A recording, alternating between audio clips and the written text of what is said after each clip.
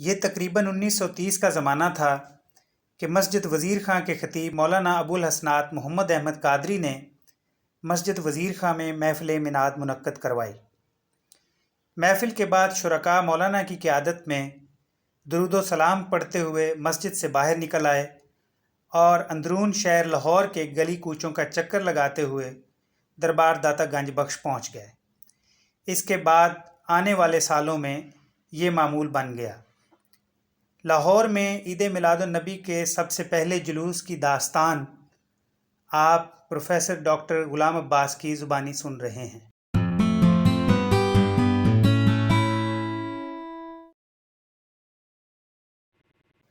مسلمان بڑے مذہبی جوش و جذبے سے اس محفل اور جلوس میلاد میں شرکت کرتے تھے۔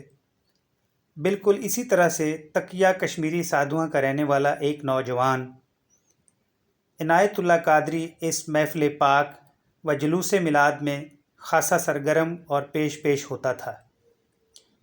مسلمان جب درود و سلام پڑھتے ہوئے لاہور کے گلی کوچوں سے گزرتے تو ہندوؤں اور غیر مسلموں پر ایک ہیبت طاری ہو جاتی تھی۔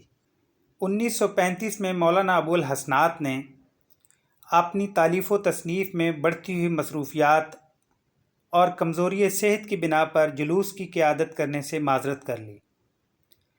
چنانچہ ہندوؤں اور غیر مسلموں کے سامنے اپنی ایمانی غیرت کا تقاضا سمجھتے ہوئے سالانہ جلوس میلاد کے انتظام و انصرام کی ذمہ داری اس نو عمر عنایت اللہ قادری نے اپنے سر لے لی اور 20-25 لڑکوں کے ہمراہ اس سالانہ محفل و جلوس میلاد کا باقاعدہ آغاز کر دیا۔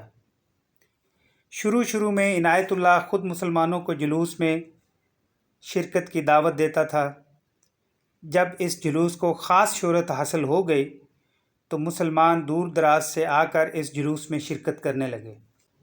اب تو جیسے عنایت اللہ قادری نے اس مرکزی جلوس عید میلاد النبی کی کامیابی کو اپنی زندگی کا مقصد بنا لیا تھا، وہ اس کام میں اس قدر مگن ہو گیا کہ شادی وغیرہ کے جھمیلوں سے دور ہی رہا۔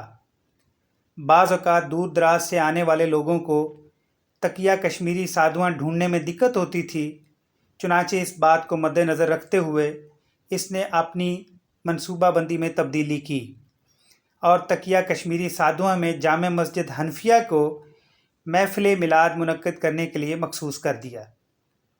پھر وہاں سے ہی مسلمان درود و سلام پڑھتے ہوئے پیدل بیرون دہلی گیٹ موجودہ میلاد چوک پہنچتے اور وہاں سے جلوس کا باقاعدہ آغاز کیا جاتا۔ عنایت اللہ قادری کی وفات کے بعد آج تک یہی طریقہ کار رائج ہے۔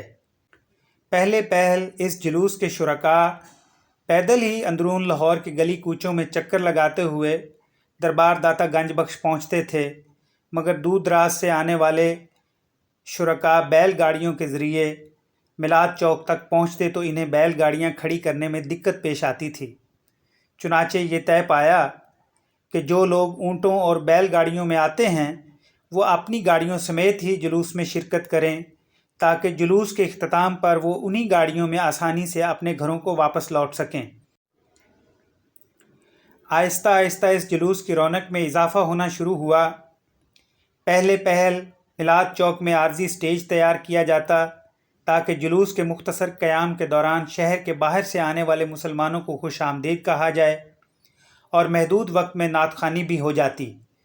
بعد ازاں یہاں پر مستقل پختہ سٹیج تعمیر کر دیا گیا اور اس چوک کا نام بھی میلاد چوک رکھ دیا گیا۔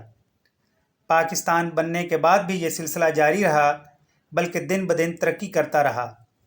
چونکہ ملک پاکستان اسلام کے نام پر معرض وجود میں آیا تھا، لہٰذا اب پاکستان کا سبز ہلالی پرچم علامتی طور پر اسلام کا پرچم سمجھا جانے لگا۔ اسی مناسبت سے میلاد چوک میں عید میلاد النبی کے جلوس کے دوران اسلامی مملکت خداداد کی تقریب پرچم کشائی بھی منعقد کی جانے لگی، جس میں پنجاب پولیس کا بینڈ سلامی پیش کرتا۔ لوگ پوری تیاری کے ساتھ اس تقریب میں شرکت کرتے۔ عربی لباس پہنے اونٹ سواروں کی وجہ سے ایک روحانی سما بن جاتا۔